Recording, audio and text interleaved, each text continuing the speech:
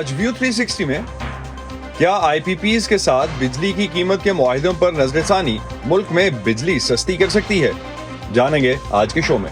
बिलें बहुत ज़्यादा कर दिए, गरीब आदमी कहाँ से देगा? 25-30 हज़ार आदमी कमाता है तो 24,000 का बिल आया है, कहाँ से देगा बंदा? महंगाई इतनी हो गई है, बाबा बहुत ज़्यादा परेशान रहने लगे हैं और बिल भी बहुत ज़्यादा आते हैं। अब इस वजह से बाबा कहते हैं कि मैं तुम्हारी पढ़ाई अफोर्ड नहीं कर सकता हूँ, तो अब मुझे डर है कि मेरी पढ़ाई ना इस वजह से छूट जाए।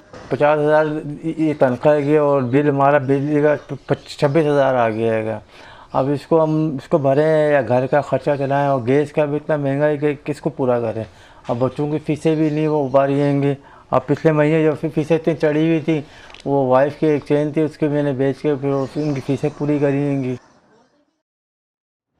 इस वक्त पाकिस्तान के कोने कोने से ऐसी ही कहानियां हमें देखने को मिल रही हैं। बिजली की कीमतें निचले और दरमियाने तबके की पहुंच से निकलती जा रही हैं। अवामी एहतजाज के बाद हुकूमत और अवामी नुमाइंदे इस बहरान की वजह और इसके जिम्मेदारों को ढूंढ रहे हैं। वॉइस ऑफ अमेरिका के वाशिंगटन स्टूडियोज़ में आप सबको खुशामदीद। आप देख रहे हैं प्रोग्राम व्यू 360 और मैं हूं असदुल्लाह खालिद। बिजली बहरान के जिम्मेदारों को ढूंढने की कोशिश पाकिस्तान के ऐवान बाला यानी सेनेट की कायमा कमेटी बराए तवानाई भी कर रही है। कमेटी ने चंद रोज़ पहले तजवीज़ किया है कि पाकिस्तान में बिजली के बहरान को हल करने के लिए ज़रूरी है कि बिजली पैदा करने वाली खुद मुख्तार कंपनीज़ या आईपीपीज़ के साथ किए गए मुआहिदों और उनके साथ तय की गई कीमतों पर नजरसानी की जाए। क्या मुल्क में बिजली पैदा करने वाली कंपनियां या आईपीपीज़ ही इस मसले की जड़ हैं? आज के प्रोग्राम में इसी हवाले से बात करेंगे। पाकिस्तान की बिजली की पैदावारी सलाहियत मुल्क की अपनी ज़रूरत से तकरीबन 2 गुना है। सेनेट की कायमा कमेटी में पेश किए गए आदाद शुमार के मुताबिक मुल्क की कुल पैदावारी सलाहियत तकरीबन 45,000 मेगावाट है, जबकि पाकिस्तान में गर्मी के मौसम में बहुत ज़्यादा इस्तेमाल के बाद भी कुल तलब तकरीबन 26,000 मेगावाट रहती है। कमेटी को दी गई ब्रीफिंग के मुताबिक मुल्क में आईपीपीज़ की कुल तादाद 104 है, जो कि मुल्क में तकरीबन 27,000 मेगावाट बिजली पैदा करने की सलाहियत रखती हैं, जबकि सरकारी शोबा अंदाजन 18,000 मेगावाट तक बिजली पैदा कर सकता है। इसका मतलब है कि पाकिस्तान के पास अपनी ज़रूरत से तकरीबन 19,000 मेगावाट बिजली ज़्यादा है। मुल्क की बिजली पैदा करने की सलाहियत और तलब में ये फ़र्क इस वक्त आवाम के लिए एक अजाब बन चुका, जिसे हुकूमत कैपेसिटी पेमेंट की मद में वसूल कर रही है। इसी बारे में मज़ीद बात करते हैं। वॉइस ऑफ अमेरिका के आसिम अली राना इस वक्त इस्लामाबाद से हमारे साथ हैं। आसिम, बिजली के बिलों की वजह से मुख्तलिफ इलाकों में जो एहतजाज हो रहे हैं, क्या मीडिया पर उनकी मुनासिब कवरेज हो रही है? बिल्कुल असद, इस वक्त यहाँ पर पाकिस्तान भर में बिजली के भारी बिलों के खिलाफ एहतजाज का सिलसिला लगातार जारी है, लेकिन मीडिया पर जो इसकी शिद्दत जो पहले नजर आ रही थी वो अब नजर नहीं आ रही। बताया जा रहा है कि इस हवाले से हुकूमत की तरफ से मीडिया के इदारों को ये दरख्वास्त की गई है कि इसको बहुत ज्यादा हाइप ना दी जाए, बहुत ज्यादा इसको ना दिखाया जाए, जिसकी वजह से अब इसकी शिद्दत में कुछ कमी नजर आ रही है कि मीडिया पर इतनी ज्यादा कवरेज नहीं हो रही। लेकिन फिर भी इसके बावजूद क्योंकि एहतजाज का सिलसिला लगातार जारी है, मुल्क के मुख्तलिफ शहरों में ताजिर तंजीमें जो है वो लगातार एहतजाज कर रही हैं और उनका कहना है कि किसी भी सूरत इस कदर महंगी बिजली उनके लिए काबिल कबूल नहीं है। लिहाजा एहतजाज का सिलसिला जारी है, लेकिन इसकी कवरेज जो है वो उस तरह से नहीं हो रही जिस तरह की बिल्कुल इस बहरान के आगाज में शुरू हुई थी। अब उसमें काफी नुमाया तौर पर कमी देखने में आ रही है। आसिम, आने वाले महीनों में कैपेसिटी पेमेंट और बाकी डिफरेंट अगर हम हेड्स देखते हैं तो उनमें बिजली की कीमतों में दोबारा से इजाफा मुतवक्के है। कितना इजाफा मुतवक्के है बिजली के बिलों में? क्या कहते हैं इस हवाले से कुछ डॉक्यूमेंट्स या पावर डिवीजन के लोग? असद, इस हवाले से जो सबसे ज्यादा जो बात की गई वो यहाँ पर पाकिस्तान की ऐवान बाला यानी सेनेट के मेंबर सेनेटर मुश्ताक अहमद थे, जिन्होंने एक टीवी शो में दावा किया कि अगले कुछ दिनों में इसकी कीमत 85 रुपए फी यूनिट तक जाने वाली है। जिसके बाद इस बारे में बहुत ज्यादा बात शुरू हुई, लेकिन हुकूमत का कहना है कि फौरी तौर पर अगर इसमें कोई इजाफे का इम्कान नहीं, लेकिन इसमें जो वहाँ पर फ्यूल एडजस्टमेंट चार्जेस हैं, मिसाल के तौर पर अगस्त के महीने में जो पेट्रोल की कीमत में इजाफा हुआ, डीजल की कीमत में इजाफा हुआ, उसके बाद 2 रुपए 7 पैसे फी यूनिट जो है वो एक्सपेक्ट किया जा रहा है कि वो यहाँ पर नेपरा उस चीज को अनाउंस कर देगा। इसके साथ साथ जो फ्यूल की लगातार बढ़ती हुई कीमतें हैं उसकी वजह से कीमतों में इजाफा हो सकता है, लेकिन मौजूदा जो हालात है उसमें वहाँ पर रिलीफ भी मिलता हुआ नजर नहीं आ रहा। IMF के साथ जो बातचीत की जा रही थी उसमें भी है वहाँ पर सिर्फ 200 यूनिट तक की बात की जा रही है कि 200 यूनिट तक वाले जो सार्फिन हैं उनको यहाँ पर रिलीफ मिल सकता है, जो कि सिर्फ 10% बनते हैं। 90% सार्फिन को उसी तरह भारी बिल जो है वो अदा करने होंगे और उनके लिए भी फिलहाल कोई रिलीफ नहीं है। लेकिन अगर ये फ्यूल एडजस्टमेंट चार्जेस या अगर कोई मजीद नया टैक्स लगाकर कीमतों में इजाफा किया जाता है तो बहरान मजीद शिद्दत इख्तियार कर जाएगा। आसिम, दो चीज़ें और आपकी बातों से ही, और ख़ास तौर पे जो IMF के साथ गवर्नमेंट ने अपेरेंटली कम्युनिकेट किया और चाह रहे थे कि कुछ रिलीफ दे सकें, that's what we have heard, जो गवर्नमेंट की तरफ से सामने आया। गवर्नमेंट कहती क्या है इस पे आज, ख़ास तौर पे जब ये रिपोर्ट हो रहा है मीडिया पे कि IMF ने ये कह दिया है कि 200 यूनिट्स तक आप रिलीफ दे सकते हैं, उनकी इंस्टॉलमेंट्स कर सकते हैं, इसके अलावा आप रिलीफ नहीं दे सकते। अब हुकूमत का मौक़िफ़ क्या है?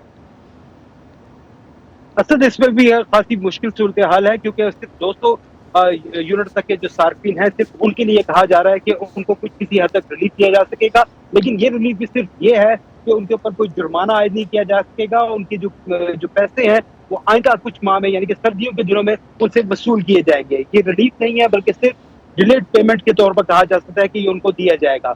लेकिन इसके साथ ही गैस की कीमतों में भी इजाफा करने का कहा गया है कि IMF की तरफ से कि अगर आप किसी हद तक कोई भी रिलीफ देते हैं तो आपको गैस की कीमतों में भी इजाफा करना होगा। हुकूमत का इस हवाले से मौक़िफ़ यह है कि हम कोशिश कर रहे हैं, लेकिन जिस तरह से उनका ये कहना है कि जो सूरत हाल है, जो माली सूरत हाल है, मुल्क की मईशत की जो सूरत हाल है, उसमें किसी भी किस्म का रिलीफ देना हुकूमत के लिए, खासतौर पर निगरान हुकूमत के लिए, इस कदर मुमकिन नहीं है। अलबत्ता इस पे जो वहाँ पर जिस तरह सेनेट की कायमा कमेटी बिजली ने जो बात की, उसमें IPPs के साथ जो है उसके ऊपर रिव्यू करने के हवाले से बात की जा रही है। इसके ऊपर बहुत ज्यादा फोकस है गवर्नमेंट का कि अगर उनसे दोबारा बातचीत की जाए तो यहाँ पर इसमें कुछ बेहतरी आ सकती है। इसके साथ साथ निगरान वज़ीर बिजली, उन्होंने ये भी कहा है कि यहाँ पर बिजली के जो रिकवरीज है उसको ज्यादा मौसर बनाया जाए और खुसूसी अदालतें बनाकर तमाम की तमाम रकम जो है वहाँ पर वो वसूल की जाए।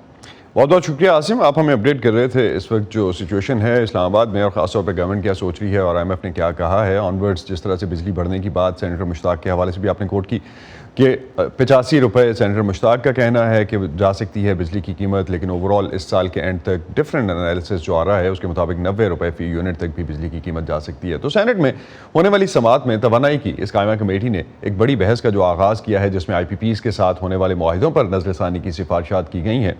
कमेटी का कहना है इस हवाले से कि मुल्क के अवाम को इस वक्त तक रिलीफ नहीं मिल सकता जब तक पावर डिवीज़न की जानिब से नाअहल अफसरान को फारिग नहीं किया जाता। इसी कमेटी के रुकन सेनेटर बहरामंद तंगी इस वक्त हमारे साथ मौजूद हैं, 4 सदस्य हमें ज्वाइन कर रहे हैं, उनसे इस बारे में मजीद बात करते हैं। सेनेटर, बहुत शुक्रिया हमें ज्वाइन करने का। मुख्तलिफ हुकूमतों ने IPPs के साथ मुआहिदे किए, आप क्या समझते हैं जिन शराइत पर ये मुआहिदे किए गए वो ठीक थी? बिस्मिल्लाहिर्रहमानिर्रहीम। असद, मैंने आपकी भी बातें सुनी और जो आपने लाइन पे लिया है फ्रॉम इस्लामाबाद, तो उनकी भी बातें मैं सुनी। देखिए, मैं इन तमाम बातों से मुत्तफिक नहीं हूँ। मैं as a standing committee power member और पाकिस्तान पीपल्स पार्टी के एक पार्लियामेंटेरियन, तो मैं समझता हूँ कि मैं इस वक्त भी गाँव में बैठा हूँ और इस वक्त भी बिजली नहीं है, लोड शेडिंग है। लेकिन अगर IPP के साथ हम बैठ के रिविजिट करते हैं और IMF की तरफ से हम रिलीफ देना चाहते हैं अवाम को, तो वो जो रिलीफ है ये सस्टेनेबल रिलीफ नहीं है। और IPP के साथ बैठ के वो डॉलर्स में उसने जो एग्रीमेंट की है, अगर उसको रिविजिट कर ले तो भी इतना रिलीफ नहीं मिलेगा अवाम को जब तक आप सिस्टम को ठीक नहीं करते हैं। इस वक्त खैबर पुख्तूनख्वा में 5 करोड़ यूनिट्स की चोरी हो चुकी है, जो 77 अरब रुपए का ये चोरी बनती है। अभी आप मुझे बताएं, जब आपके 1,86,000 लोग एम्प्लॉइज है डिस्कोज में, अगर वो लोग अरबों रुपए की रिकवरी भी नहीं करते हैं, अगर वो लोग अरबों रुपए की चोरी भी मना नहीं करते हैं, अगर वो लोग 1,86,000 5 लाख रिश्तेदारों को और 5 लाख अपने मोहल्लों में बिजली फरोख्त करते हैं, तो ये बनती है 15 लाख। तो यहाँ मुफ्त बिजली भी अरबों रुपए की बनती है, वहां पर चोरी के पैसे भी अरबों रुपए के बनते हैं, वहां पर जो बिल नहीं देते, जो ड्यूज है ऑलरेडी, वो भी अरबों रुपए की हैं। तो ये मुझे बताएं कि जब तक आप सिस्टम को ठीक नहीं करते, आप IMF से पर टाइम बिंग रिलीफ दे दें, आप अगर IPP के साथ बैठ के रिविजिट कर लें, तो ये सिस्टम ठीक करना चाहिए। और आज मुझे खुशी हुई है कि खैबर पुख्तूनख्वा में एक फैसला आ चुका है कि तहसील सतह पे एक कमेटी टास्क फोर्स बनाए, जिन लोगों के पास ड्यूज है वो जमा कर ले, जो लोगों ने डायरेक्ट कनेक्शन लिए उनको डिस्कनेक्ट कर ले, और जो मुफ्त बिजली लेते हैं उनकी भी बारे में सोचना चाहिए।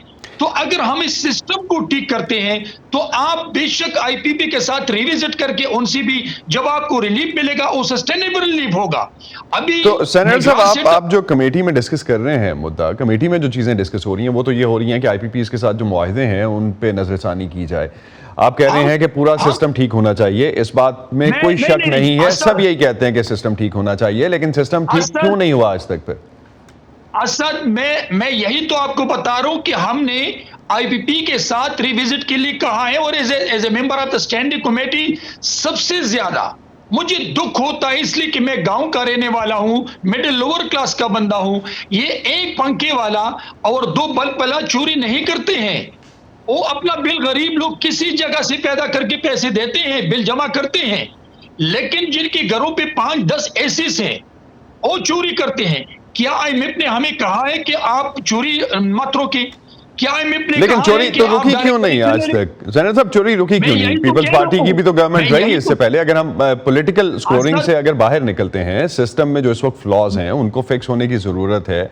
आईपीपीएस के मुआहदे आप किसी फैक्टर समझते हैं, किसी हद तक फैक्टर है, नहीं, उनके साथ नजरसानी बिल्कुल है। होती है, कितने % डिफरेंस आएगा, नहीं। कितना रिलीफ मिल सकता है उससे आवाम को? इसमें बिल्कुल लास्ट मीटिंग में और अभी 14 को फिर हमने मीटिंग कॉल की है। आईपीपीज 46 आईपीपीज में 34 ने 2020 से रिविजिट शुरू किया है, जिनके साथ टेबल टॉक्स और मीटिंग हो रही है। 46 में 34 ने अभी उनके जो एग्रीमेंट फाइनल हो जाए तो उनसे आवाम को रिलीफ मिलेगा। कितना रिलीफ लेकिन मिलेगा? मैं आपकी आपको- कैलकुलेशन क्या है, कितना रिलीफ मिलेगा इससे? मैं आपको कह रहा हूं कि 5 to 7% रिलीफ गरीब आवाम को मिलेगा। लेकिन 5 to जो कि 7% उसकी तकरीबन- सेनेटर साहब, 5 to 7% माजरत के साथ 5 to 7% से क्या फर्क पड़ेगा? एक तो वो जब हम खास तौर पे जो बिजली के माहिर हैं, बिजली की जो रिपोर्ट्स हैं, अगर हम इन एक्सपर्ट्स की देखें तो वो कहते हैं कि मुफ्त बिजली भी इस वक्त मिल जाए तो सिस्टम की जो कॉस्ट है वो भी 40 से 50 रुपए पर यूनिट बिजली का देगी आवाम को। तो आप उस हवाले से आपने कितनी बात की है इस पूरे सिस्टम में? इस वक्त मैं आपको बता रहा हूं, इस वक्त जो 200 यूनिट्स हमने उस दिन जोर इस पे दिया है कि आप अगर 200 बिजली यूनिट खर्च करने वाले लोगों को अगर आप जो प्रोटेक्टेड हैं अगर आप उनको रिलीफ देते हैं तो फिर आप जिस महीने में उनकी 200 से ज्यादा आती है तो आप उस महीने की ज्यादा ले लें।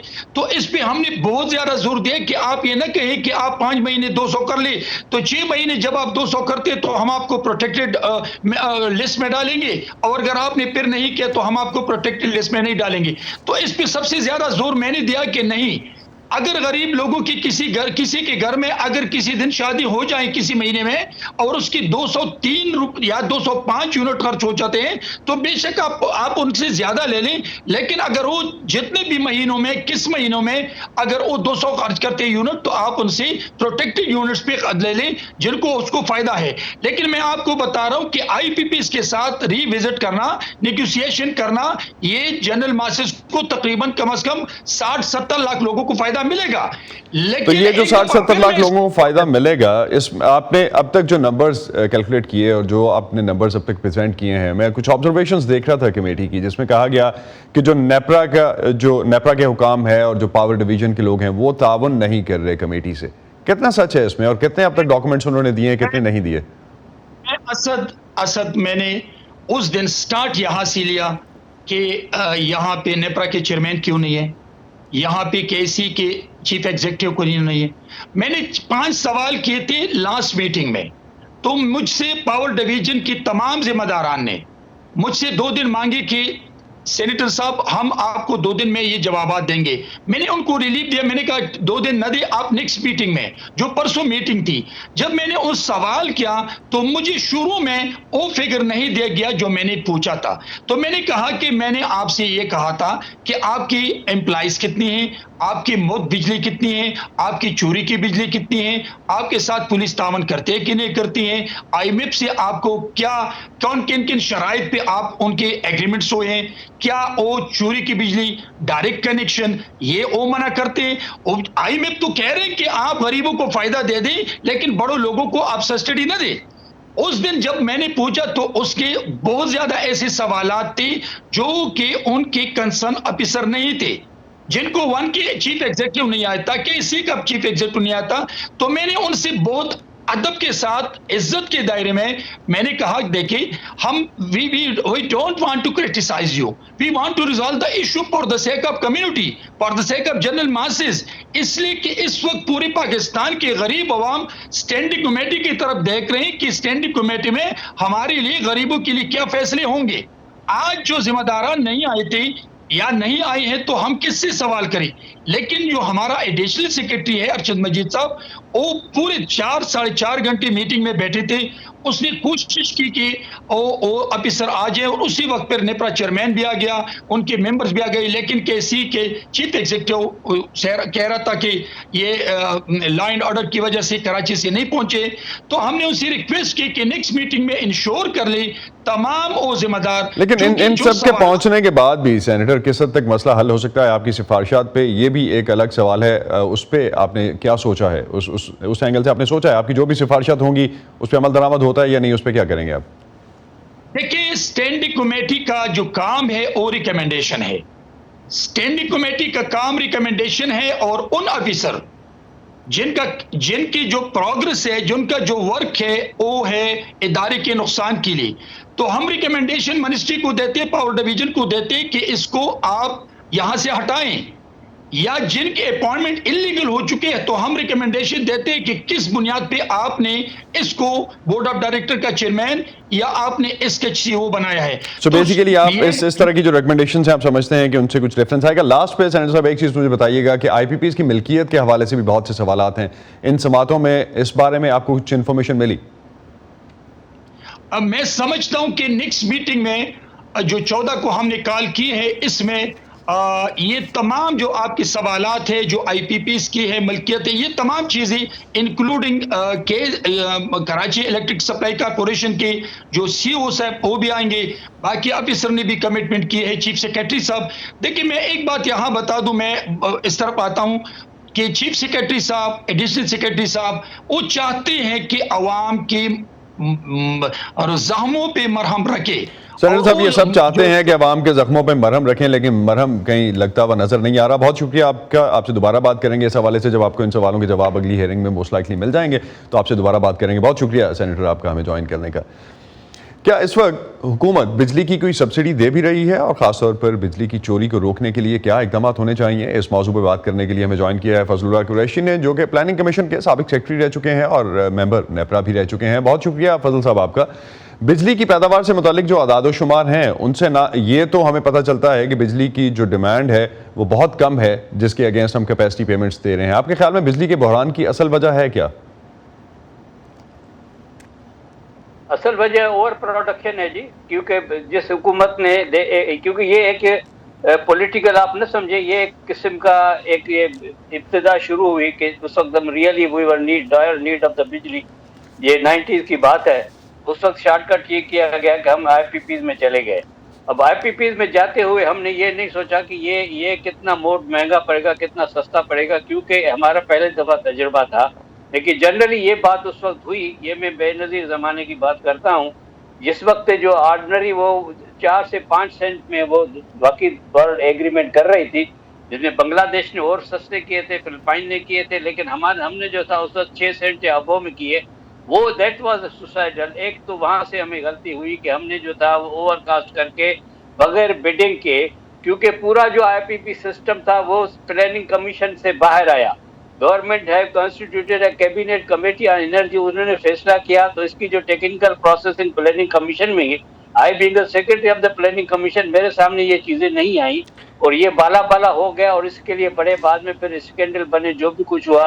तो पहली गलती यहाँ पे हुई कि हमने जो आईपीपीज किए वो बगैर सोचे समझे किए, और उसके बाद तो ये सोचने का काम किसका था फजल साहब? सोचने का काम किसका था? ये नॉर्मली हम तो ये समझते हैं कि प्लानिंग का काम था, आप कह रहे हैं प्लानिंग से अलग कर दिया गया, कैबिनेट डिवीजन का काम था। ये नहीं आए, प्लानिंग कमीशन से बाहर निकाल के लिए गए, एक एनर्जी कैबिनेट कमेटी एनर्जी बनी, उन्होंने वो प्रोजेक्ट अप्रूव किए, उन्होंने एग्रीमेंट अप्रूव किए। तो अभी अगर हम देखते हैं अभी जो सिचुएशन है सब, अभी जो सिचुएशन है, तवानाई के वजीर कहते हैं कि तब तक कोई रिलीफ नहीं मिलेगा जब तक बिजली चोरी नहीं रुकेगी।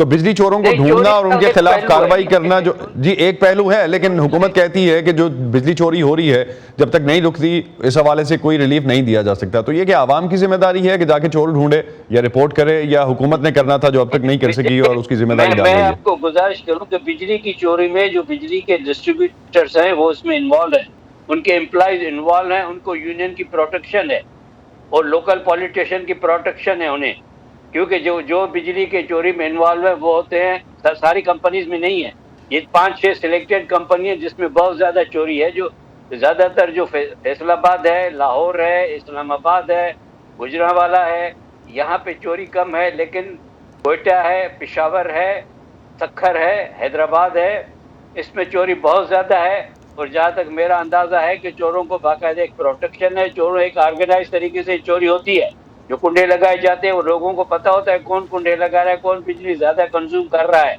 और उसके लिए वो जो मैनेजमेंट है वो तैयार नहीं है। तो बेसिकली ये मेरा मैनेजमेंट का जो कसूर है और आपके ख्याल में मुलाजमीन इसमें शामिल है। तो बिजली की सब्सिडी के हवाले से अक्सर बात की जाती है, कितनी सब्सिडी दे रही है हुकूमत इस वक्त आवाम को, और ये क्या हुकूमती इदारों की नाअहली है जिसको सब्सिडी की मद में डाला जा रहा है, क्योंकि एक्चुअल सब्सिडी तो कहीं पहुंचती नजर नहीं आती?